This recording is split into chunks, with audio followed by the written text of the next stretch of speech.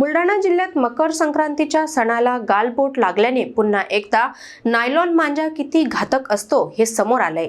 Nylon मांजामुळे दुचाकीस्वार युवकाचा गळा चिरला असल्याची घटना घडली आहे। बुलढाणा जिल्ह्यातील खामगाव येथे नायलॉन मांजाच्या घातक वापरामुळे आणखी एक जीव धोक्यात आला असून खामगाव शहरातील जलंब नाक्यावर काल दुचाकीस्वार युवकाचा गळा चिरल्याची धक्कादायक घटना घडली। रस्त्यावरून जात असताना अचानक नायलॉन मांजा गळ्याला अडकून युवक गंभीर जखमी झाला। ऋषभ राजेंद्र राजपूत, वय वर्ष 25 असे युवकाचे नाव आहे। या घटनेनंतर परिसरातील नागरिकांनी तात्काळ मदत करत जखमी युवकास उपचारासाठी डॉक्टर भगतसिंग राजपूत यांच्या रुग्णालयात दाखल केले।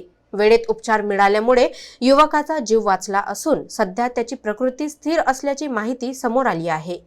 या पार्श्वभूमीवर नायलॉन मांजावर शासनाने कडक बंदी घातली असतानाही शहरात चोरी छुप्या मार्गाने या घातक मांजाची विक्री सुरू असल्याचे पुन्हा एकदा उघड झाले आहे।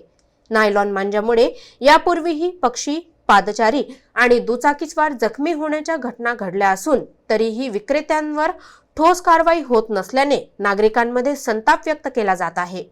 या घटनेनंतर नायलॉन मांजा विरोधात कठोर कारवाई करण्याची मागणी जोर धरू लागली असून अशा प्रकारच्या निष्काळजीपणामुळे निरपराधांचे जीव धोक्यात येत असल्याचे चित्र स्पष्ट झाले आहे।